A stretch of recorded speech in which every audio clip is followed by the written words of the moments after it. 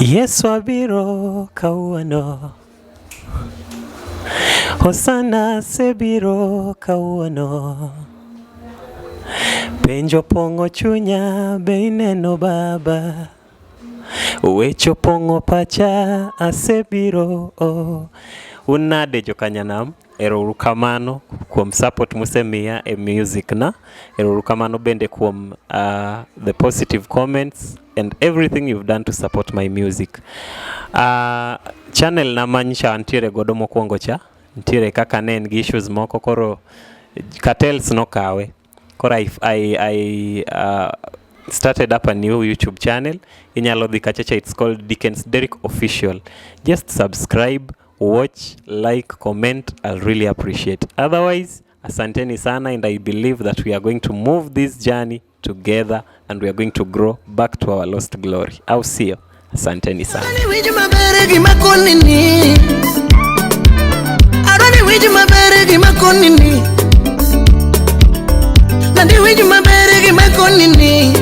Mondi yudu thumba marvela kakasikiza tumimari indiro star 812 star 784 really kata ash. Yesu abiro kawuono, Hosana sebiro kawuono.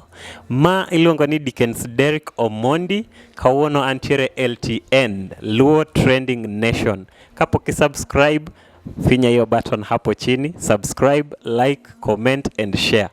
On my side bende ayaw YouTube channel manyien moro chancha ntie kaka cartels otimore godo marach. Koro go to Dickens Derrick Official, subscribe, like, share and watch the videos. Asanteni sana, keep supporting LTN, tuko pamoja. Weche mopondo, weche mopandi, inyenyo elela. Kineno kokuok kuomi matiende ni onge. Isebe. Ne sigana mamulongi mani, sigandi joluo, joajawa. Jothum mokwongo kapok waduogo kuom joangla. Ong'eane life mar jothum gi familia margi. Ineno. Luo Trending Nation ni ong'ala manyime mar gundo ni wechegi kaka gitimore kod ng'ama otimogi maonge deo wang'. Ochiem to chiem mariek nikech be samoro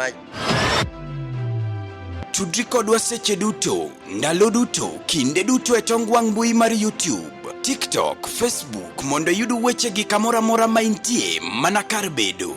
Kete mana kai, kete mana kokidwa kete gato wabro keti gi thuon. Luo Trending Nation, ne adieri makende.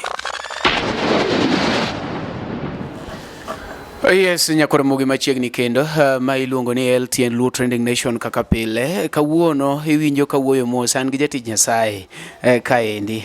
Ok en ajawa kaka pile. An gi Derrick Dickens. Derrick Dickens ni ang'e ni samoro jomoko kawacho nyingno to pod gipenjore ni mano ng'a, but wende tang'e ni ng'eyo.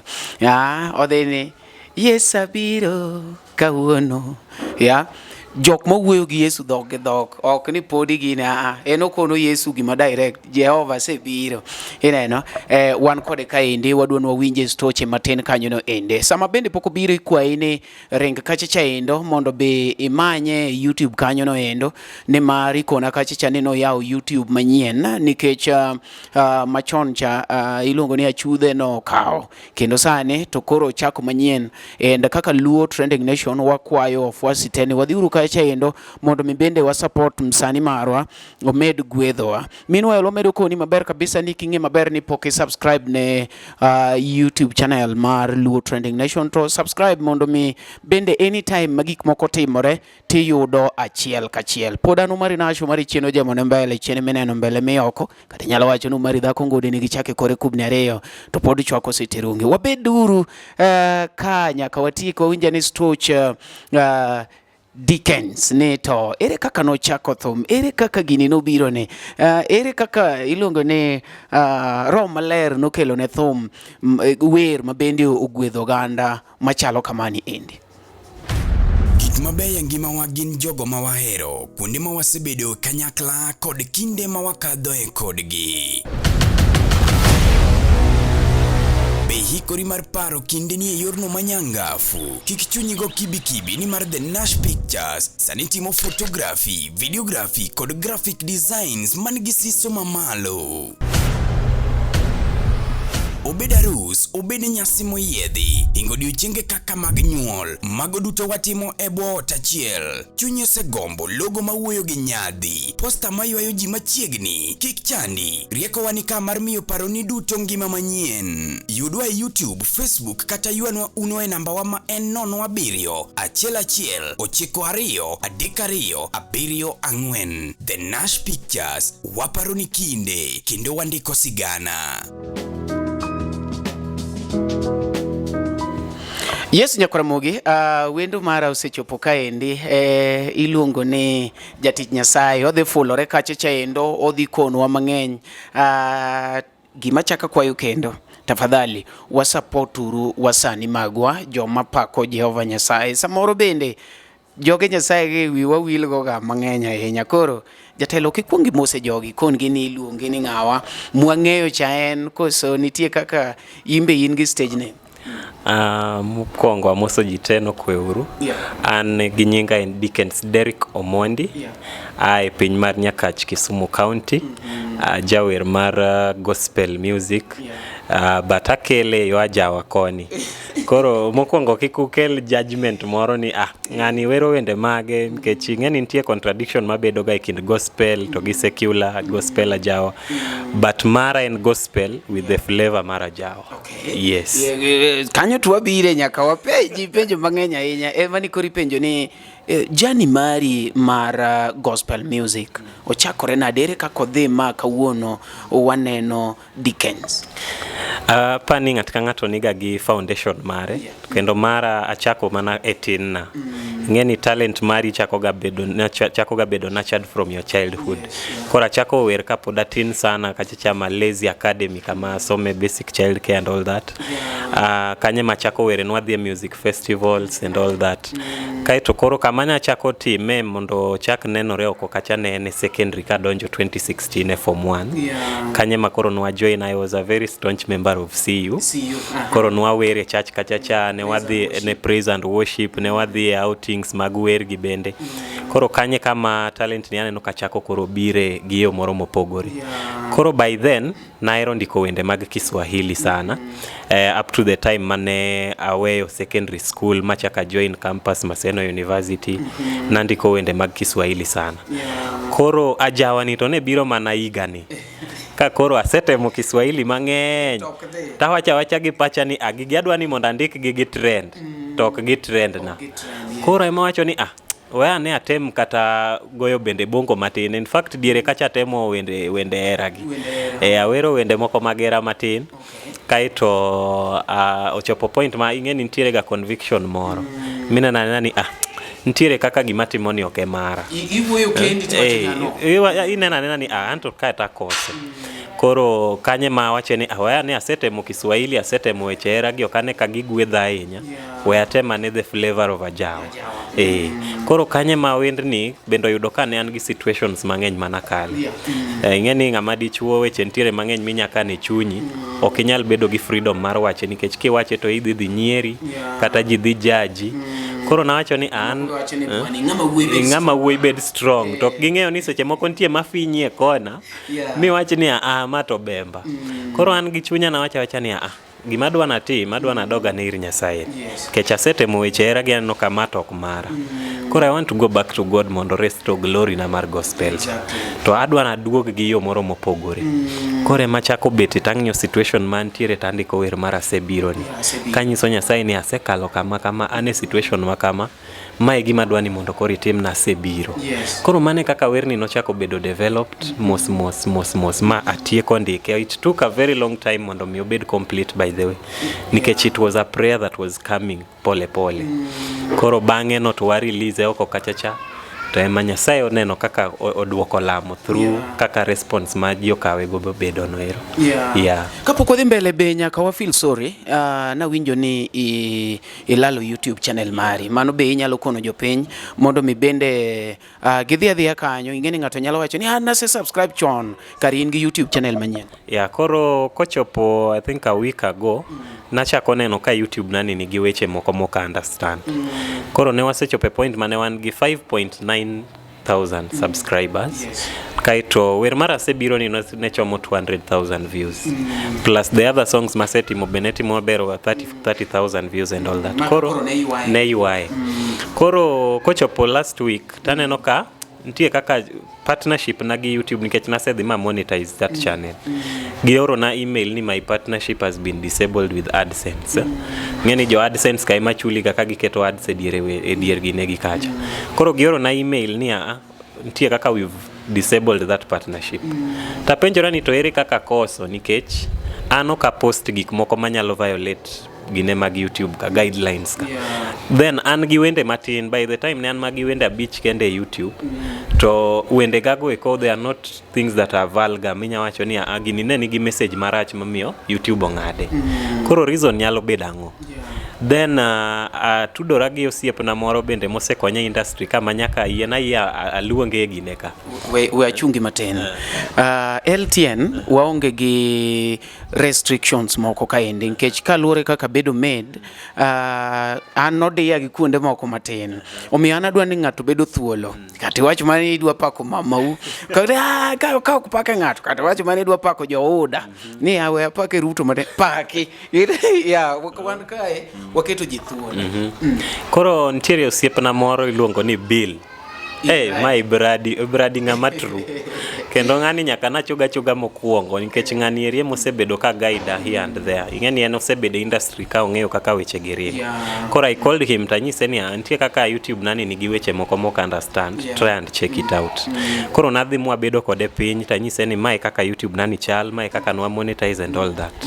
Koro kodhi through kwa login gi laptop mare to wayudo ka there ntiere simbe moko ma obedo linked gi YouTube na to wapenjore ni so magi nyebed simbe mage temo ng'iyo ka mago simbe manyalo trace wuon gi to kane ka ang'eyo gi kaito kwa ng'iyo the partnership mar AdSense no to aneno ka it's blocked totally manyiso ni ok wanyal donje website no kata mondo wa appeal koro ng'acha no dhi olora gimoro amora ma there is nothing we can do with the channel koro mane kaka ne jogi ok yotime ma koro channel no dhi molal koro chuna machako manyien nikech naneno ka mano already was a waste ma ne onge gima nyalo timo beyond that koro chuna machako chaka channel manyien koro adwa kwaya jite mantiere oko kachacha kata kanise subscribe e channel mara ja kamera mena Dickens kamera ng'eni nitie jomoko manyalo gombo subscribe but ka gineno so chage wacho ni anto da subscribe ni but sucho marino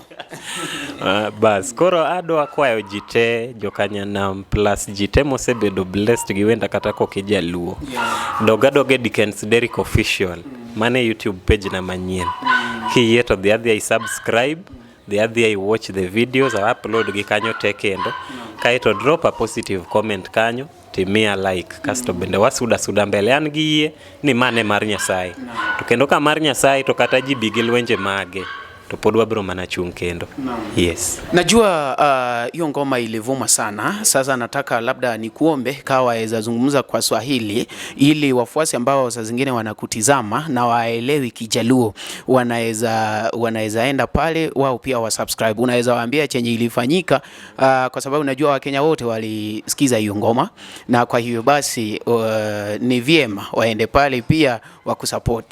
Sasa hapo kwa Kiswahili nayo ya Homa Bay bwana ya mimi si wa Homa Bay natoka Kisumu lakini sasa kwa Kiswahili Kisumu ndio mbele nitegebere Kiswahili acha turudi huko kwa Kizungu kidogo si we are comfortable na English exactly. So this is what happened I had gotten to the point that I monetized my YouTube channel and we were at 5.9k subscribers plus numerous views so I started noticing some changes kwa channel that I could not understand. So I linked up with a friend called Bill. Billy Brady. Yes. So we sat down and tried to look at whatever was going on within the channel and we noticed that there was a phone that was linked with my channel. And for those of us who understand the social space, when you find that there is any device that is linked na channel yako that you don't understand, that's already a red flag and it's a call for alarm. So we tried looking at the other things within and we found that the AdSense account had been blocked totally. I could not access the website. I could not do anything with that channel. So We resorted to start a new channel, a new YouTube channel. It's called Dickens Derrick Official. I uploaded the songs there. So for those of us who even had subscribed before on the other channel, please just get back to Dickens Derrick Official and subscribe. The other channel is gone. We can't trace it. So let's just keep on with the support and subscribe to the new channel. I believe that we are going to stand up again. We are very sorry jokadem moko winjo Kizungu, but nwase wache gi dholuo. Ne joma be untange ni koro kanyo to ber kodu. Nikech owache gi Kizungu. Mane mumiko nini ati Kisumu en Europe, iwinjo Kizungu kako kalo kanyo no endo.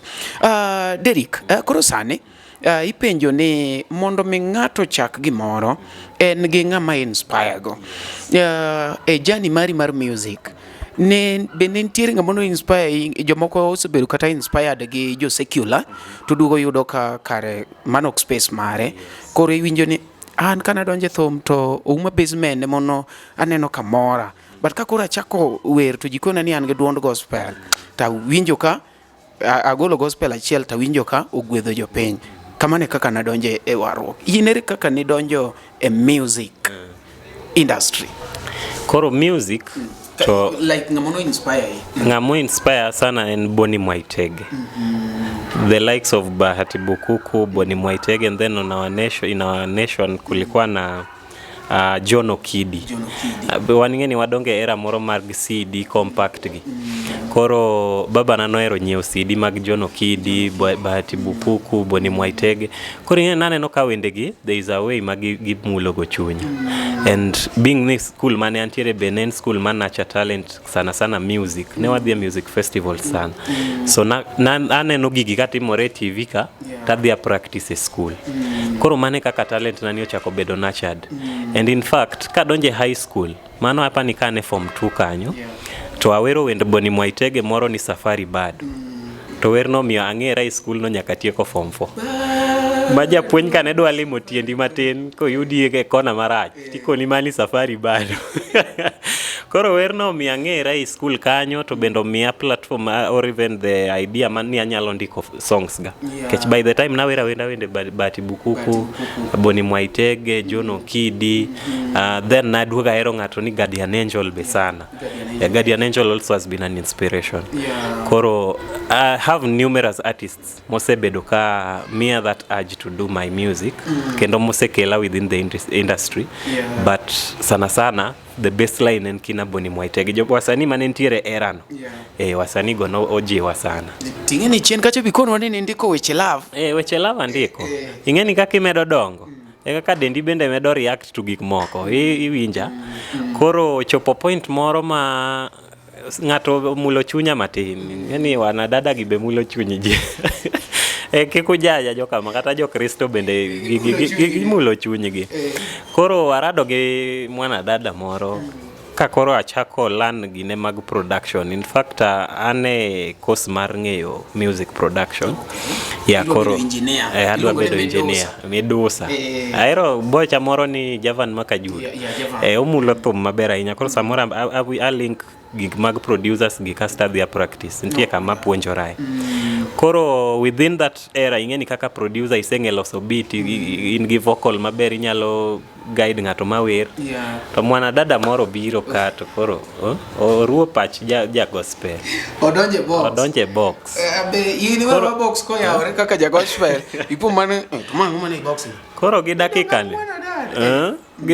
ni to awinjo mana ka gini mulo chunya tawacho ni ok rach kata ki mulo ne mwana dada gi mage yore minyanyise go ni ere ok wateme mati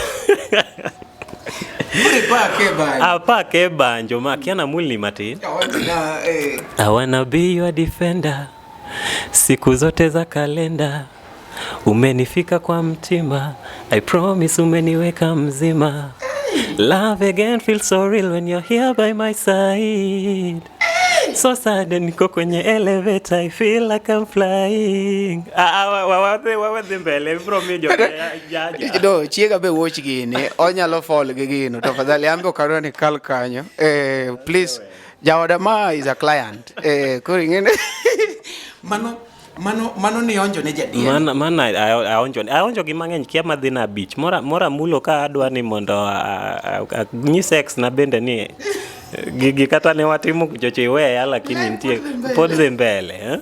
Atemo neni eti sitapenda tena, it was a lie. Kama mtu kameingia kwa storyline.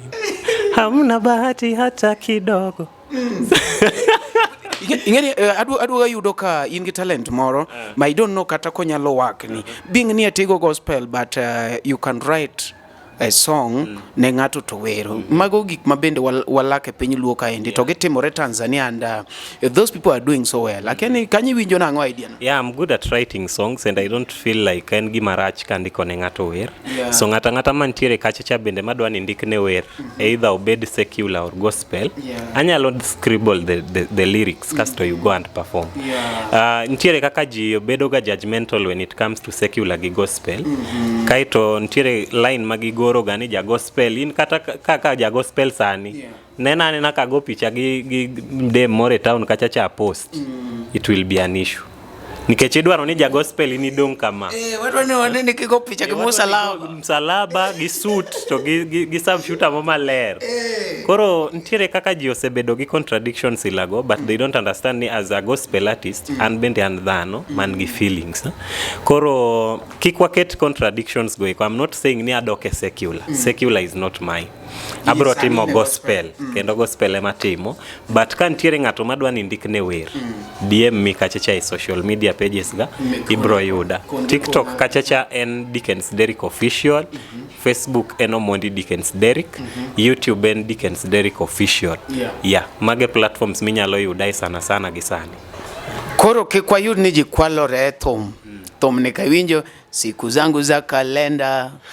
gimondo wanego lwenda ana jakenda iwinjo maber kabisa ndanda koro kik ji kwal wer imanyo Dickens Derrick to ndiko ni wer maber imiye ka tape moro matin mana dho kalam igolo wendi maingo comfortable and any other person that is talented outside there akwero ga jini ati ng'ato koningo wer nitie jok monge ndiko wer but gikia wer nitie be joma wer maber kemiye to wero mar ng'ato luoko maler but okiandiko koro magi talents mabende nyaka wa accept sani koponi ati jawangla moro mi kolabo mamit kabisa wach ni Prince Ndo gocho ni hello Dickens now wendi cha ugwedha adwa no tem kolabo moro mamit nya jaduong remix itwani mano kore dwoka ne ya otek lakini apa ninge position marinda maber position marinda ngi to imbe dwa ni grow adwa na grow tingeno just secular ini ja gospel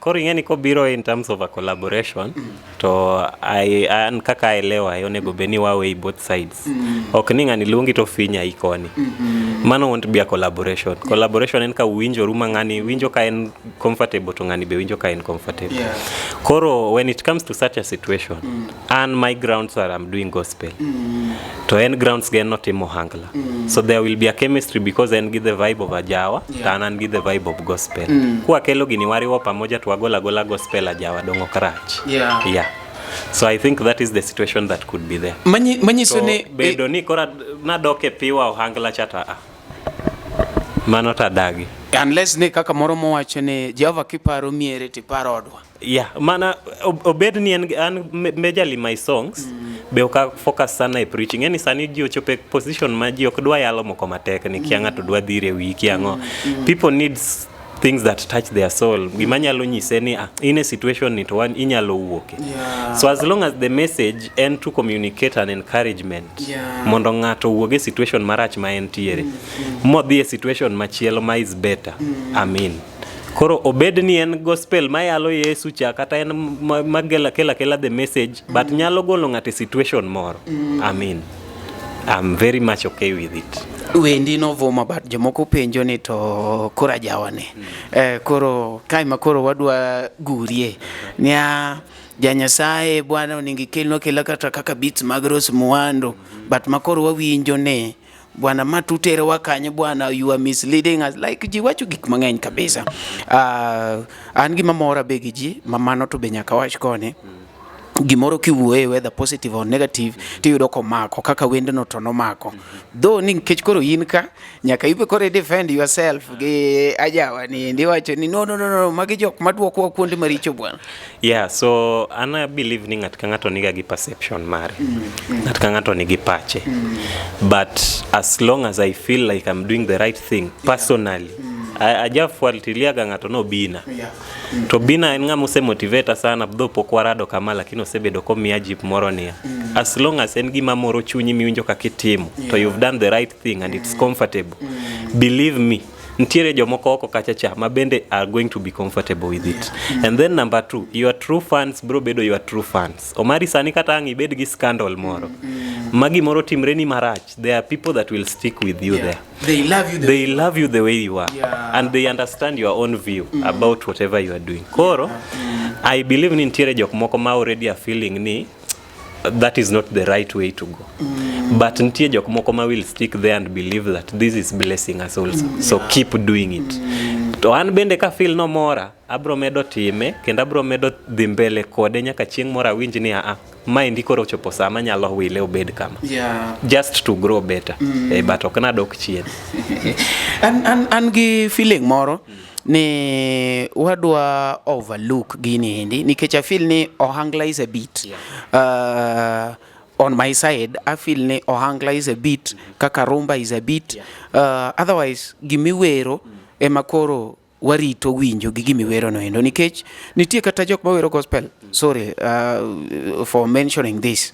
Yudo ni ntingat moro mowero ni nataka kupupu kupupu koringene beat en mar gospel gimowero claim ni mano gospel but koro kalenga winjo message to ka winji ka en gi Yesu ni nyandue so something of that kind then ngato ogola beat kaka osito kale jomoko bende luwo bunge to giweyo wang'yo jomoko bende chieng'o dira to gikwelo menge macha benga but benga on my side I feel ni macha beat but gimowero to gospel lakini inere kaka winjo ma in fact I agree kodi sana emomiyo nachako kawacho ni my songs are based on the message kapok agolo wer ma upload e YouTube kata makete Spotify ginigo anywhere takwanga analyze ganito what message am I communicating. There is a song magolo even after say biro noero iluongo ni en mana kinda kiwinjo flavor China ena jawa baba lakini the message is a gospel song that is speaking to somebody's soul. Manyisa en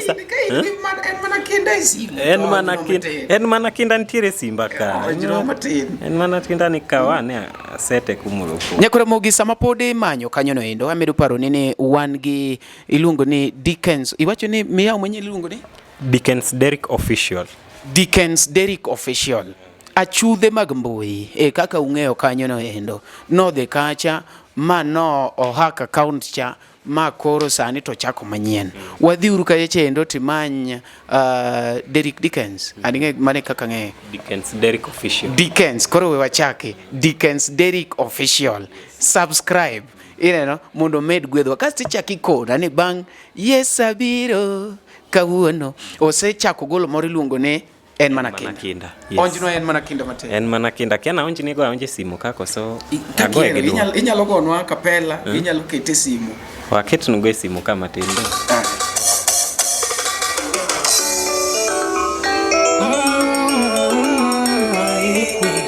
Migueza ganate nyapene jamoko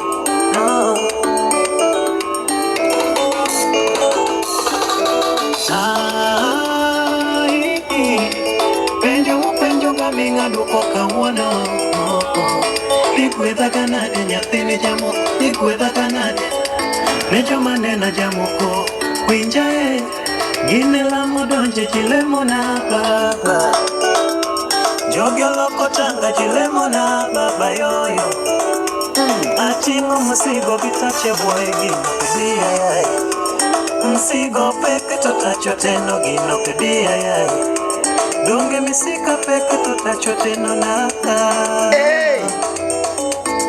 Ai jomoko paro Nini kechani sora kakale magpenye leuni umotabuna Aneno gigila moe machorata Winjama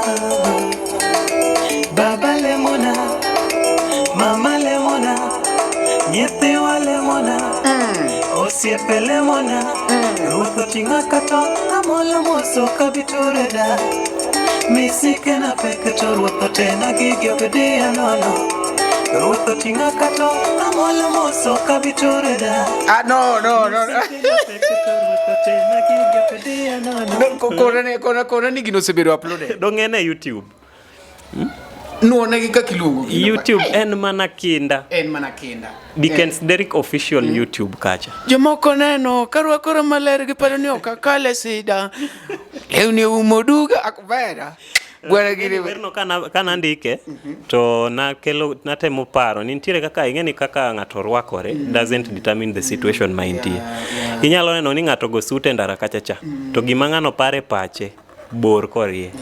Koro wan Lamu ema chorowa situations ji te nitiere godo kendo ji kale gik matek sana. In gi rent, in gi family, idwa ni take care of jonyuol, dwari dala, ichulo fees, idwa chiemo, gigi teka nitiere pachika to tich bionge godo. In gi situations mopong samoro matek. Obedo matek sana but Lamu ema chorowa. Koro kijiwo ng'ato otek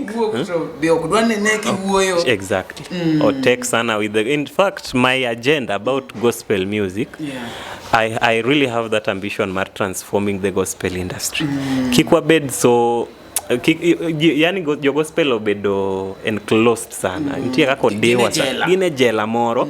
Miyudo ka ng'ato ober gi oko e kamera ka to kidok e siri ge maiye kuchocho to iyudo ka ng'ani potoka seriously. So we are in that situation whereby ng'ato odwa no showcase the best picture out there majineno to mafichoni ka opogore. Iwinjo ka ng'ato kata oloso thum moro mamit wacho ni Guyo migogo piano no mano koro dwa chalo kagima en ajawa.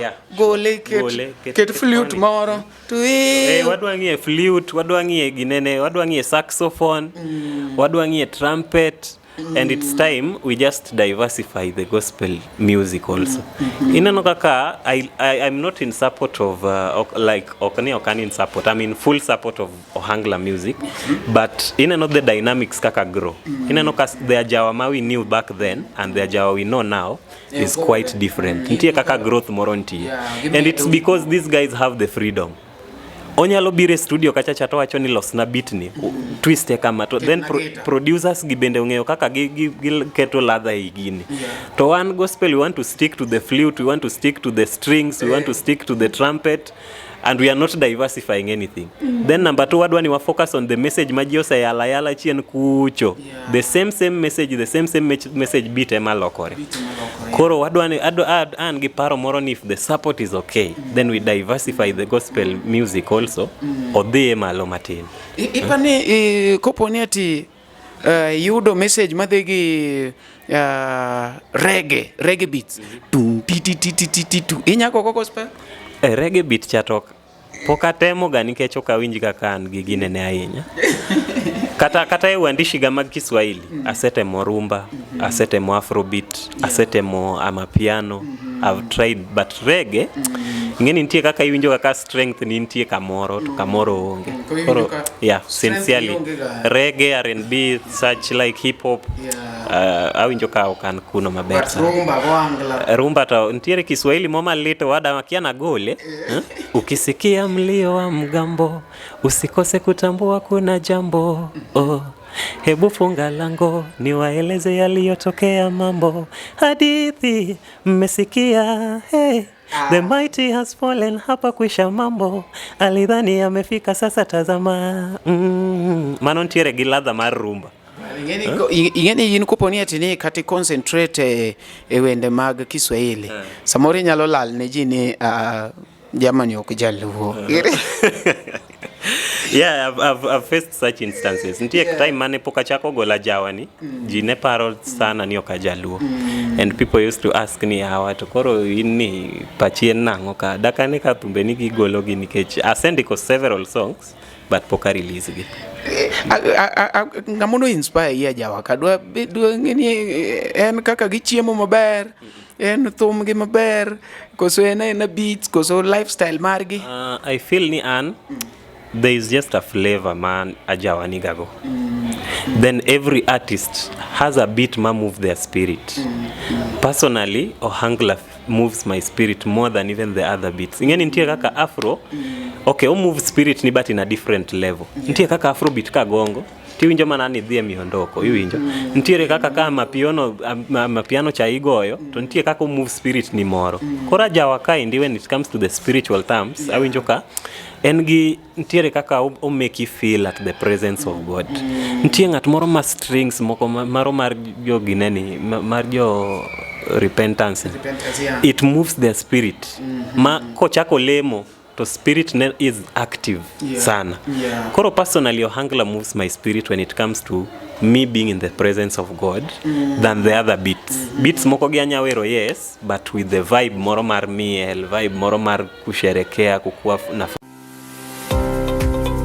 Nyakoramogi, be isebedo gi achiedh nade ka ipenjori kama inyalo chwalo lendo magi ne jopiny. Obed lendo mag ohala, lando nyasi kaachiel kod lendo mamoko mathoth. Bas, kik ibed gi kionko moro amora nimar LTN Luo Trending Nation ni ka nikech in. Wan kod jolendo man gi oteku kendo nigi lony mamalo mar chwalo ni lendo meki ne oganda. Ne ler mathoth tudri kodwa e nembniwa magin 07 1 9 2 3 2 7 kata 07 02 39 55 62 kata 07 68 21 45. Bende nyalo oronwa ote e luotrendingnation@gmail.com. Lendo manimba managi LTN Luo Trending Nation.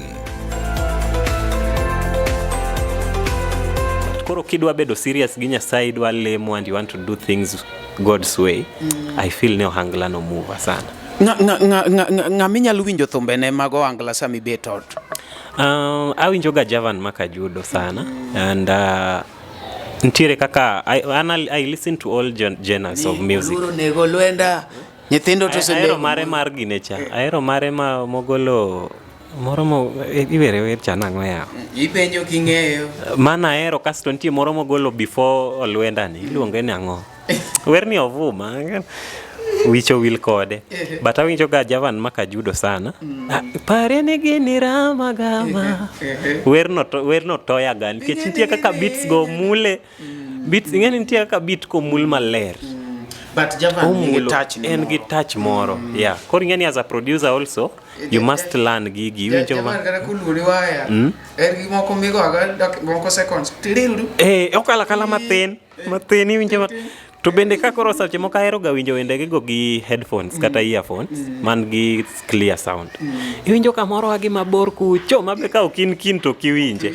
Koro there is a touch ma Javan has that I feel like so many producers don't have, and it's allowed because a industry kai jilore or not on a bad note. Yeah, koro awinjo ga Javan Makajudo sana. I listen to Prince Inda. Yeah, awinjo ga wende gin bende ntiere parodies moko migolo kanyo right. Omari na neno parody ni moro parody ma akiani machane mar Nyajaduong. Nyajaduong no igolo na parody mamit na waindi kai. Koro ni pesa muwinjo gino manyo te kana manye koyo e buore. No, awinjo ga parodies gigo. There is a way ma parody bekelo ga flavor moro mar thum. Yeah. Koro I listen to so many songs and so many artists as long as it touches me in a way. But I just love the way you are real. Ingane jomoko oero kedeni anto kendo awinjo ga mana gine, awinjo ga mana Jono Kidi, anawinjo ga Rose Muhando. Koro dhiera ni to samuket Prince Inda to ne une mtoka. Do you ikono jogo ni ngane chungan matin we alor kata kotidi no iti or nyako accept ni gigin gik manitiere, we just listen to them. I don't think niati listening to music en gimaraj ikaw message manyalo konyi and mok nyakonyi iweyo nikech kata kuma wuothe ndare yudo jomomer ok wachine tiyoni jaromo ga gi jokongo anu apayora no momi awacho gane awacho ni I want to diversify the gospel industry. Adwa ni ji obed gi freedom moro. There is a way ma gospel musicians, not all but most of them, gidwa ni show the good side of them only. To the other side, they don't want to understand nigin humans and they may mess up. Koro yudo ka gificha gik moko chien ka moko kuwa ni an wende Nyasaye kende kendo kata kobire liel to odhawo malich gi joma go indagi odhawo siri mago to ang'o to kidoke ode to indani more ufa kagima iyiecho ufa iwinjo. Koro I'm not speaking on the negative side. I just want us as gospel artists to also have that freedom to do whatever we feel pleases our hearts and whatever we feel is right. Tekni you feel you are doing the right thing and with God it's okay. Keta jionene wek pando gik moko. Koro okrach kiwinjo thum. Okrach kiwinjo thum. Wan gi kuonde moko ma kaka samora organize birthday, aja keto ga birthday na game changer. By the way, ne jok manena kanyo no endo, iparo ni tarik 6 gi tarik 7 wan kanyo gi Othicho Jasoba. Othicho Jasoba ne kanyo tarik 6 kasto chenjo tarik 7. Koro jo Nairobi galwora mare biuru wa miel Othicho Jasoba. Inge Othicho Jasoba? Othicho Jasoba ni ema kwa ipita. Ajawa kabe munyisa weche joka mayawa. Tuone kwa ipiti pinyisa ni pieri. Wendo Thicho no vuma sana. Boro be ogo kachete nyathini chal gi chiega nyaka ng'e kore. Othicho Jasoba kore kopugno. Othicho Jasoba ba jaluoga matin. So meno iwinjo ga. And about that, ado wacho ni to people out there. Ntie kaka I'm starting to learn some things in industry kaingeni kore ka wuok. Koro ntie gik moko masechako learn. People feel ni gospel artists are just ministers. I agree, we are ministers, but ntiere the things that we also do for our ministry to be known out there. Exactly. For instance, mondo miagol wer mara sebiro mineno mulo chunji mang'eny, no? I needed to sit down ateng time na mondo andik wer. None gadhi e studio mabe ok mara nyaka chul pesa mar studio. Audio production. Aya, nadhi a shoot video ma at a budget king ama shoot video tingeo ni the least budget you need to have is about 30,000. Idwa ni chul location, idwa ni chul the video director, idwa ni chul lunch, transport, your outfit, everything. King yo gigi and pesa. Kisegole tidhi ikete YouTube kachacha, then somebody comes and tells you need stick to ministry, not knowing you need to get back to that same studio ichul pesa. Idoges a director cha ichule pesa mar video. Koro hiyo ndio pesa moro rito dua pesa for promotion. Exactly, for promotion kaka kore neno seche moko idwani mondo imany interviews here and there. You appreciate kata ngato. Koro we go through a lot behind the scenes. So ntie kaka jomoko dwani mondo otigi that ministry work. Okatamra ni we stick to the ministry, yes. But at least understand ni okena ina ministry mana ae polo. We do it with money, we spend a lot of money. Koro kawa sekete oko kacha to we also accept appreciation manyalo miyo wa keep on with the move industry ka. It's a term majo moko misunderstand sana. Ngato dwano luongi event ginene Mombasa. Anan Kakamega. Aidwaro fair ni dhika Mombasa. Iduogi maging'eni fair. Idwa kumidhi ninde nikech kuchoto kdalau. Chiemo be migi iko ni ngato ditedo ni kuchocho nyaki chiem. Kasto ngato nyisi ni just come mondo mi igwedhwa. Wating nying Nyasaye malo. Nying Nyasaye we will tingo malo, yes, with all passion. But when we get back to our houses, we are going to be depressed. Wadhi bedo depressed nikech we need that fair. Mane wadhi godo cha seche moko do timo something else. Koro depression nego artists because of this. Tipani manudonga keka kanyalo kete, but maybe onyalo wacho ni kanye ma maybe miyo ajawa bedo malo matin nikech an kawuono kadwa luongo enda. Gimo kwongo kata maji penja nikech people know that Enda is my friend. They ask, Enda sani kao pesa ti? Takonia Enda to sani nyalo kao ni 400. 400 te takonia oduoko. Ki kelo Enda ibiro yudo 2 million. Ngato bibiro penji ni ata to kodwar mar appearance. Manyiso ni okao nyaka budget mar appearance. But jo gospel to ngato feel ni mano tij Nyasaye onego bedni they feel ni there is a chariot mar Elisha chama bro tingi from kumiae makelgi to the events. I'm not speaking with any bad note, but I'm just speaking on the grounds nadwani mondo we diversify gospel. Gospel ntiere kaka rates moko seketne gi mipaka moko ma finyaji iyudo ka ngato chako gospel maber within a month osedok e secular because ntie kaka we have been enclosed gi some regulations moko ma should not be there. Ng'ato temo matek. Ingeni seche moko be we are quick to judge joma dok e secular. And I'm here and I'm now understanding. That's why I'm standing firm to diversify this industry. Nikech ng'ato obire gospel with all passion to bless people. To kongiangia budget motiyo godo mondo mi this blessing will come out. To give the feedback mabedo brought back to the pockets. Ngani ditho gi depression ku. Koro they opt for the secular world. Kama ng'ato dhi time gigene to ochamerane ti chule en gi freedom en gi rane makatangi nene ko post kia Willy Paul gache mayelo ne kure. Onge shida mama ko Willy Paul. Yeah, they feel they are free. So I'm not speaking with the mindset mar dok kocha. But adwani mondo jo gospel bobede gi grounds. Yeah. Jo gospel already ne kata koponi titimo mana lweti ne go mari koro to keto lwete nango. To bato mari to ko keto ne they dictate everything. They dictate everything. Like kata kana golo vibe maren mana kindano. I received DMs about me shifting to secular, sijui bit no mbona ulieka hivyo, sijui nini. Like people already have perceptions and we are constant kanywe momi ineno ka gospel is not anywhere in Kenya. Gospel saniki wacha gospel okijionge Guardian Angel kende. Guardian Angel. Mane ngama jionge gospel ka. Jomodongi gibira to kagiamoni gichopoka ni gilwar kata gidoke secular because restrictions mangeny ma en offenses ma komo no move koni ni to segware ka en gi koni osedie koro yudo ka jo gospel they are not free an mane freedom madwaro ineno kata mana media ka jo wacho ni Umari we biro gi t-shirt interview Umari nyero mangeny Umari you need to be professional gik meneni keto maji keto giendi koro kibet iyudo ni Umari atimo interviews daily. Onge chieng ma LTN osekoso interview. I post them daily. Oda ka ng'eyo an gi kodi abich. Dogi nena? Interviews irwate maberio e week achiel nyiso ni daily. Irwaka abich. Nyiso ni ati Saturday gi Sunday dhi chunana anuo mana rwako Monday gi Tuesday. Kasto what about the following week? Gine makendo gibro chako wacho iolo wagi koti achiel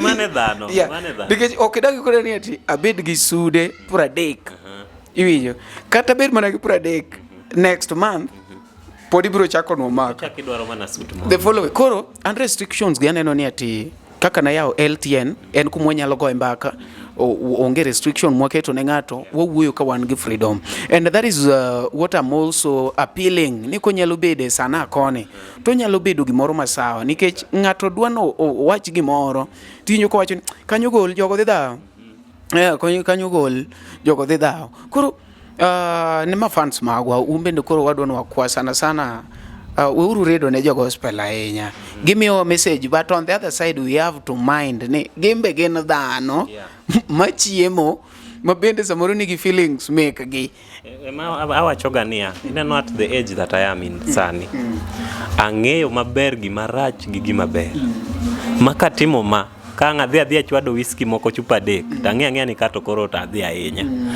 koro there is a way mangato ngere ga ng'ani ka indi ka chopo ka to kato kora vuka mipaka there is a way makati in fact guilt no biro ga mana kien tu you don't even need people to tell you koro I believe ni when I'm doing the right thing I know when I'm doing the wrong thing I know I need guidance yes lakini ntiere kama an bende ka chopo taneno ka chwalora ahinya koro before you be judgmental come and ask reasons why I did whatever I did then guide me in the best way possible I'll listen abro wacho ni ka indito yenyewe naneno katimo aneno natimo maber but ikonya but kikubigi violence ngato sibira bire comments kachacha to sema chako go ilweny tipenjori apenje kaka ngato nondiko na e channel moro chani RIP rest in peace ewenda se biro.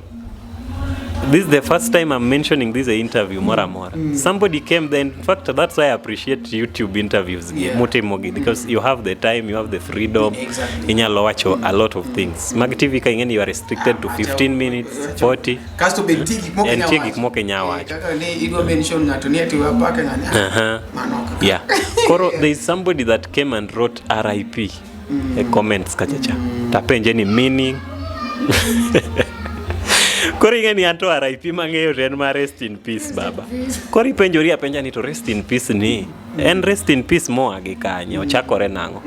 Yeah, so people come with a lot of violence and a lot of bitterness makata ka nonego beni bed corrected to you start feeling like this is not even worth it. Kata ka nonego beni kata ka nitemo makosa yes monego beni ng'ato correcti to the way mobirogo ok inyal accept any corrections. Koro kibiro ki correct ng'ato bende be friendly. Ka in ng'ama baba be fatherly, ka in ng'ama mama be motherly, mondo ng'ato winji ng'ato bet to watch. There are people who call me even from, I appreciate ng'ato ni Dr. Apondi. Dr. Apondi is in Canada. I appreciate it. Dr. Apondi, thank you so much. Dr. Apondi took her time to call me. Monyisani Dickens, this is the way to go. This is the way to go. And not just her. So many people, even from outside the nation, have called.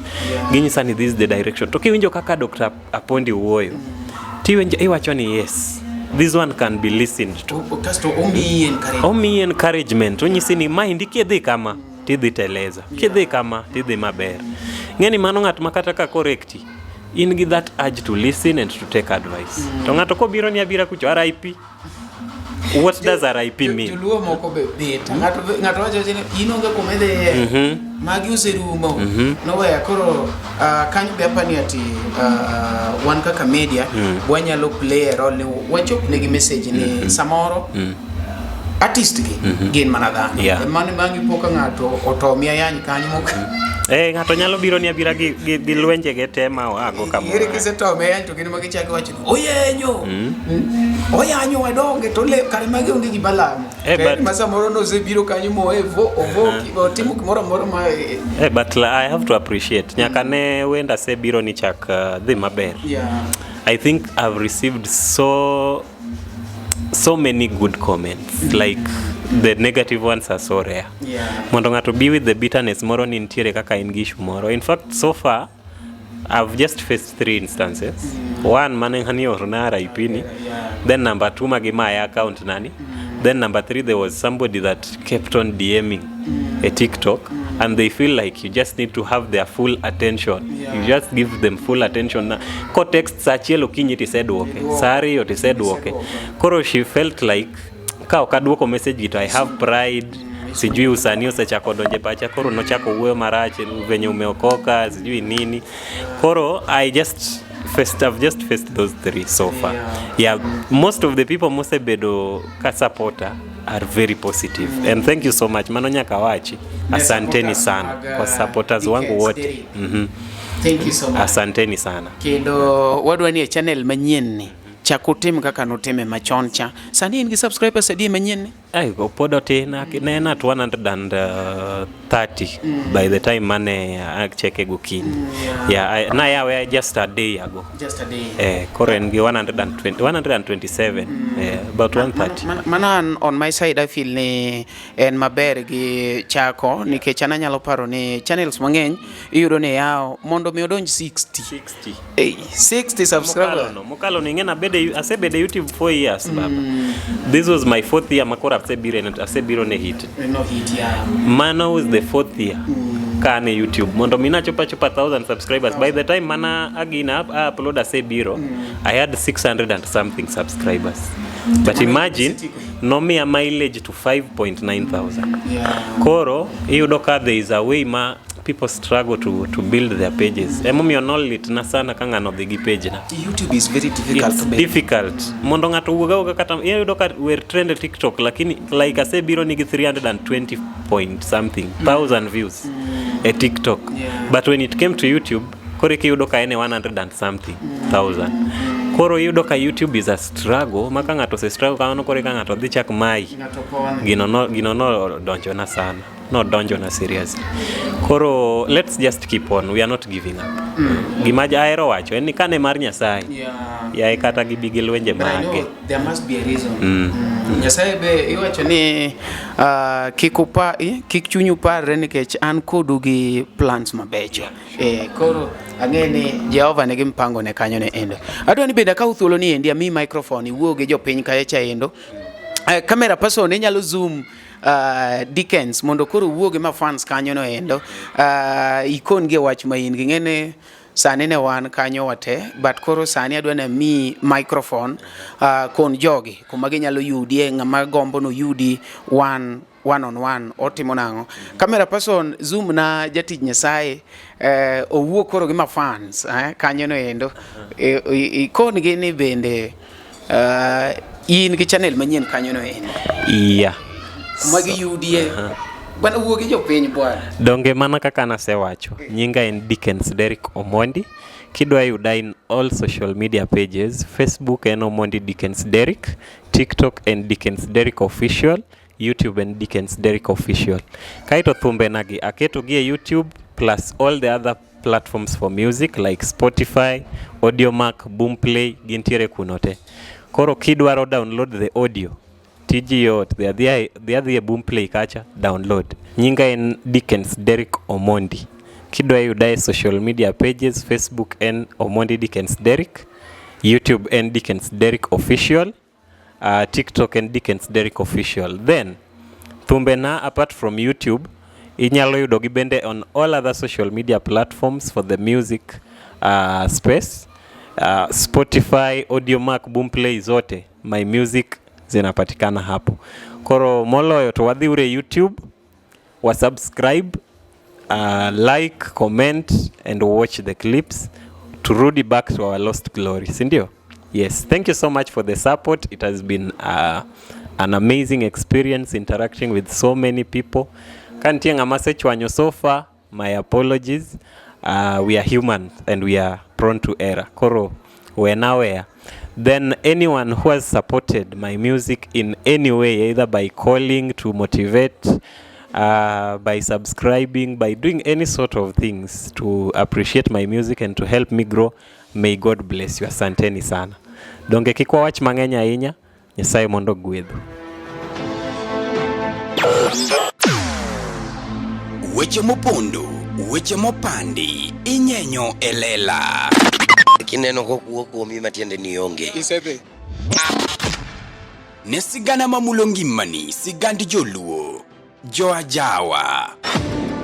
Jothum mokwongo kapok waduogo kuom joangla, ong'e life mar jothum gi familia margi. Ineno. Luo Trending Nation ni ong'ala manyime mar gundo ni wechegi kaka gitimore kod ng'ama otimogi maonge deo wang'. Ochiem to chiem mariek nikech be samoro tudri kodwa seche duto, ndalo duto, kinde duto e tong wang' mbui mar YouTube, TikTok, Facebook mondo yud wechegi kamora mora ma intie mana kar bedo. Kete mana kae. Kete mana kokidwa kete gato wabro keti gi thuon. Luo Trending Nation, ne adieri makende.